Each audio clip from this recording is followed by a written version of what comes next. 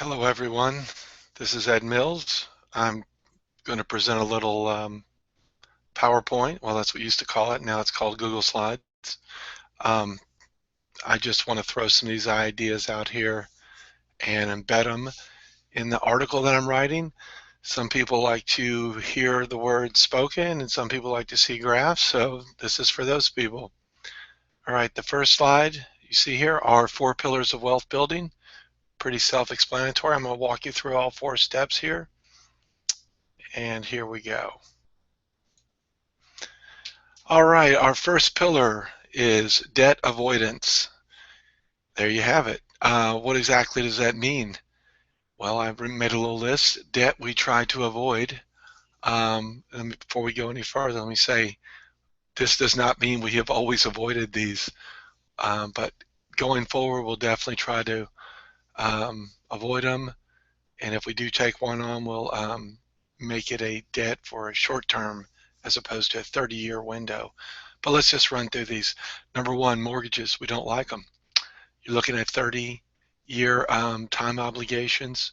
15 years is considered better, but 15 years is a long chunk of your life.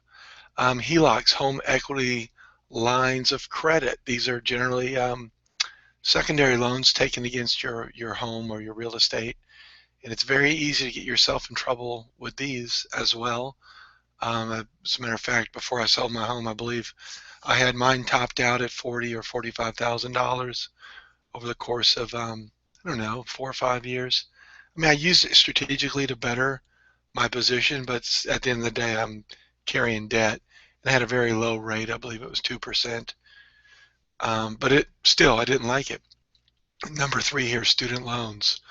Oh wow, this is the anchor around many young people's necks today. Um, Student loans. I believe the terms are 15%.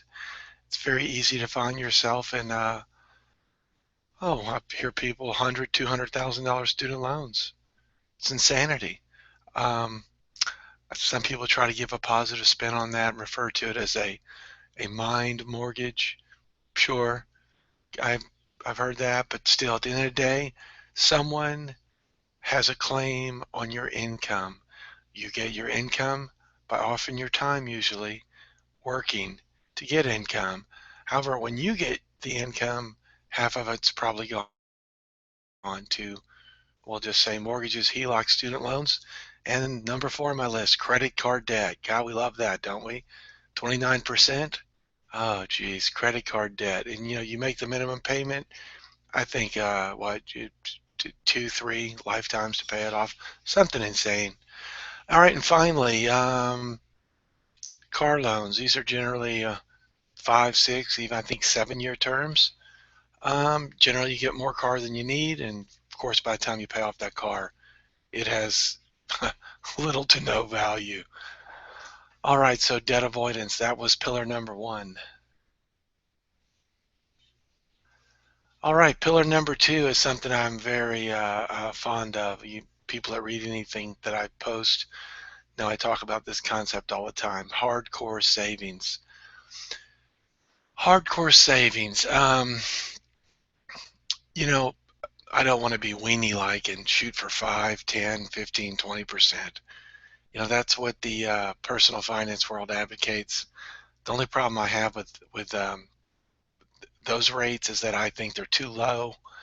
You're looking at working, I don't know, say 50 to 30 years until you've got enough money to retire when you take that type of approach. Um, in our case, I prefer to do hardcore savings. And what do I mean by that? I mean cramming as much money as I can into the various retirement accounts that I have. I prefer to use retirement accounts for one main reason. They reduce my tax obligation dramatically. It gives me a lot of control of my tax rate when I use tax deferred accounts. All right, and let's take a look at some of those accounts. Here's the order we go. All right, generally we use the 457 accounts. You might know compensation, but you have up to, I believe, $18,000 a year, And if you're an old person like me, over 50, you get 6,000 more you can add to that. Next up, we have a 403b account. It's comparable to what people in private sector have, a 401k. Like the 457, you have the same $18,000 annual contribution limit with a $6,000 catch-up contribution amount for older people over 50. Traditional IRAs, these are the good old IRAs that have been around since I think 1980, somewhere around there. Um, you, we use Vanguard to uh, invest our IRA money. You can do up to $5,500 a year. And if you're older, you can do 1,000 extra. Um, Fourth account we use is a health savings account. That's what an HSA is there. We use TD Ameritrade through Elements Financial, which is a credit union in Indianapolis. And I believe this past year we were able to do 6550, $6,550. To use one of these accounts, though, you have to have a high deductible healthcare plan. Okay, so if you don't have that, this is not going to happen for you. All right, but these first four here that I've gone over, these are all tax deductible. You can take these off your salary or your income, in a sense that, say you had $100,000, it'd be easy to, I know, in our case, a married couple, we could make that $100,000 practically go away with 48,000 here, 48,000 here, 13,000 here. So yeah, we would make all that money go away.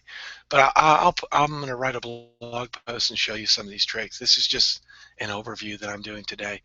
The fifth one here, Coverdale Educational Savings Account at Vanguard. This allows us to put $2,000 for our son's future education. It's not tax deductible, but it does grow tax deferred, okay? And we can take it out tax free later as long as we use it for educational purposes. We also have a small account, number 6 here, Georgia Path to College 529 plan. I think we do $300 a year to that for him. And then he also has, this is actually our account I'm thinking of here, number 7. We have a taxable mutual fund account. My wife and I both have that. I think we've done over the last 2 years $4,000 to that. One that's not listed here, my son also has a mutual fund account in a UTMA account, Uniform Trust for Minors Act, I believe that stands for. And he's got, I think, $4,000. I've been throwing a little money at that here and there since he was born, okay? But these are an idea of some of the accounts we do our hardcore savings in. And as you can see, I hope you guys like the big red arrow here. It took me like 4 days to figure that out on Google. Actually, it took me about 2 minutes, but I'm learning here. You're trying to get, when you stop taking on debt and you start saving, you're getting a real nice double win for yourself here. It's one of the things you have to almost do and experience before you understand how powerful it is. That leads us to our third wealth building concept, one of our pillars. It is prudent investing, okay? So, you avoid that, you really save your income, and now, you have some income. What do you do with it? You need to invest it, but you cannot just go throwing your money anywhere, okay? You've got to invest in a very prudent manner. That doesn't mean avoiding risk. It means, taking appropriate risk and then paying the appropriate cost. But let's take a look at some of the, when I say cost, let me go back. I mean fees associated with your investments. Let's take a look at some of the elements that make up prudent investing, at least in my mind. All right, here we go. All right, prudent investing consists of one, a diversified portfolio. Anytime you're doing any basic learning as far as investing, you hear diversification. You wouldn't want all your money in one stock, no matter how great that stock is. I'll give you an example. I'm old enough to remember when Microsoft was the company. Oh my gosh, Microsoft will always be great. Have you seen Windows Explorer lately, the web browser? wow, oh my gosh, it's like they're not keeping up. And if you'd have told me that would have been the case 20 years ago, I would not have believed you. I don't care how good one stock may look. I'm not going to do that. I like to spread my investments over, we'll just call them a basket of various stocks. I have a solution up here. It says index fund. What is that? An index fund is a mutual fund. A mutual fund is a basket of stocks, or it can be a basket of stocks and bonds that are held in one basket. Okay. An index fund generally tries to replicate whatever index or group of stocks it is tracking. So by taking an index fund, you get a diversified portfolio of many, many stocks, okay? So you spread your risk among many stocks. All right, the second thing you're going to hear mentioned when you're learning about investing is asset allocation. I have the word proper here with asset allocation. Some people are more risk averse, and some people they can tolerate more risk. Um, Most people like to think they can take aggressive risk. You'll see how aggressive you are when you watch your portfolio drop during a market downturn. It's kind of a tough thing you just have to experience. Um, but what do I do for asset allocation? I'm trying to present some solutions for you to think about here. If you're going to invest for your retirement, one of the easy things to do is just a target retirement fund. Okay, that has, for example, the one I use, which is at Vanguard. It is scheduled. Let's see, I believe I'm using the 2025 target retirement fund, and in the year 2025, I should be 62 years old.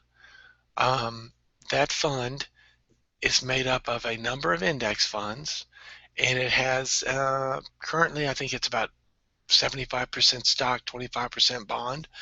And as I get closer to my retirement age, it will become less risky. And what I mean by that, it'll have more bonds and less stock. Okay. Um, so all those allocations are done.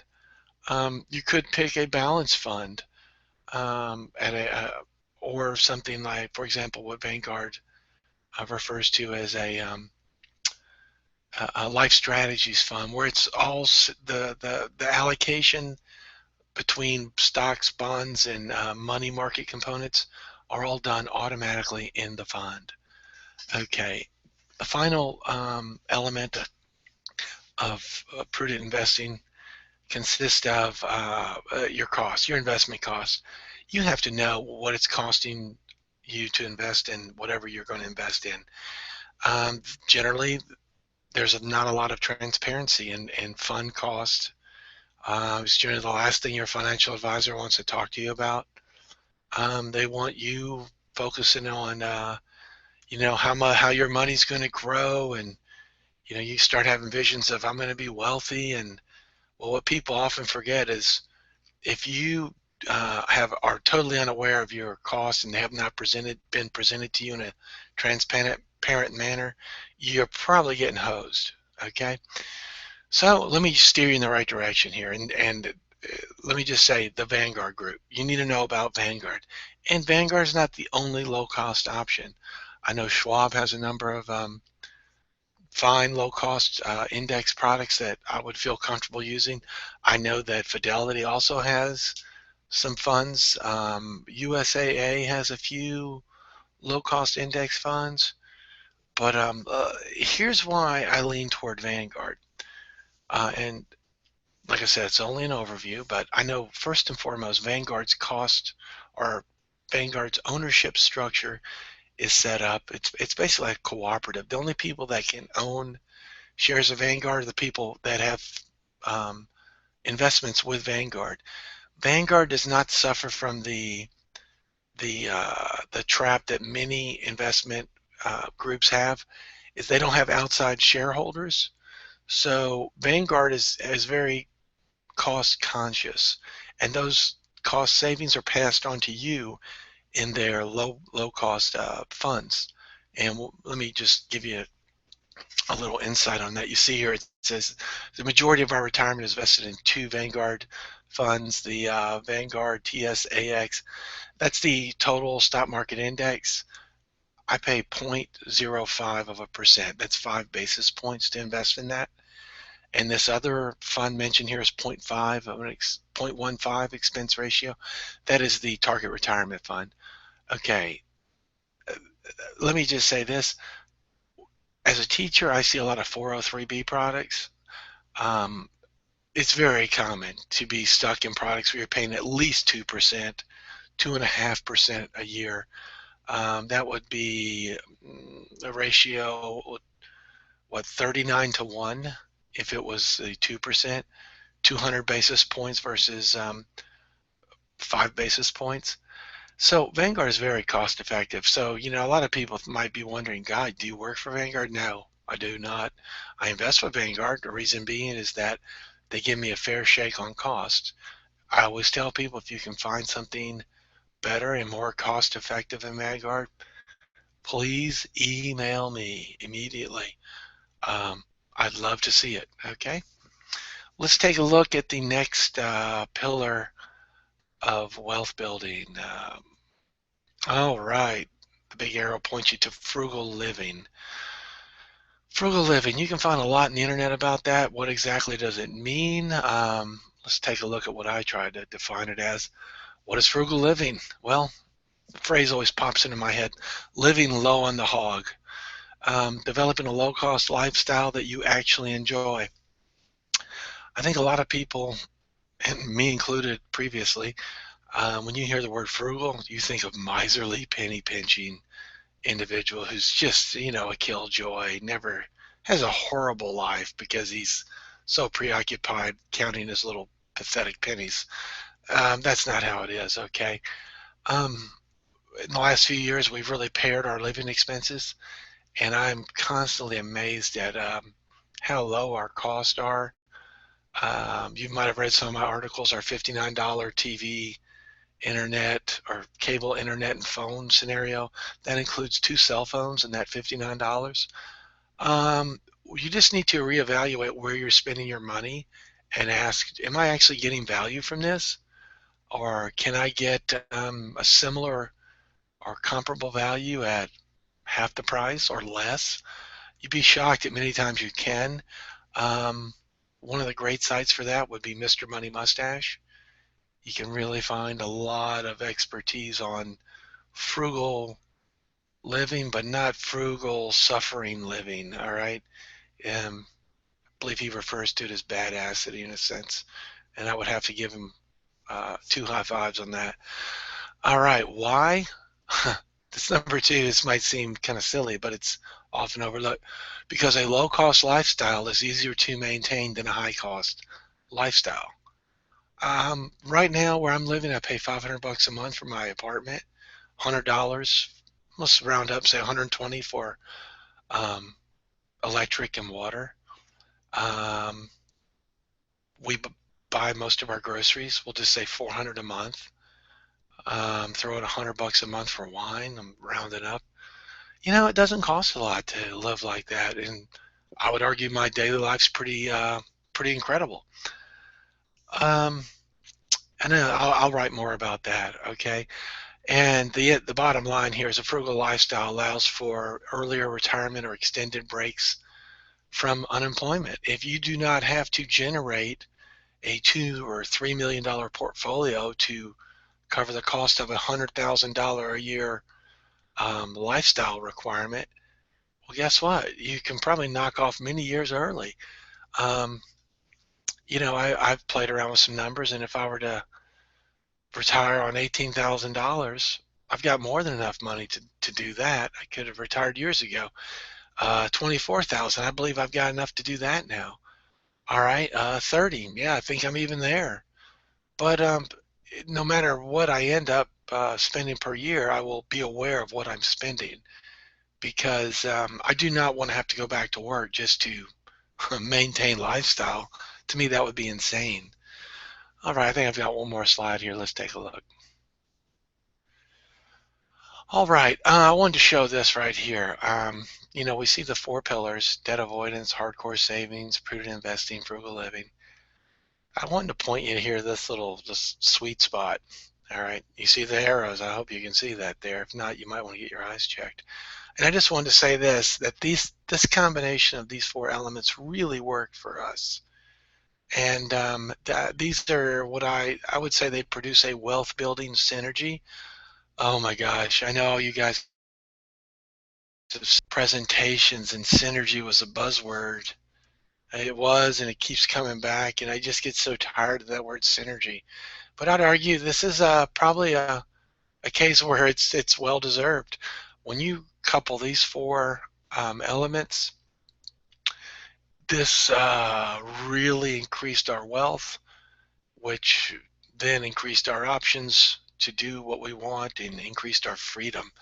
So the idea I'd like you to leave you with here is, these are, when you do these four parts, the result might seem to be even more than the four parts. It's one of those scenarios where, 1 plus 1 plus 1 plus 1 doesn't necessarily equal 4.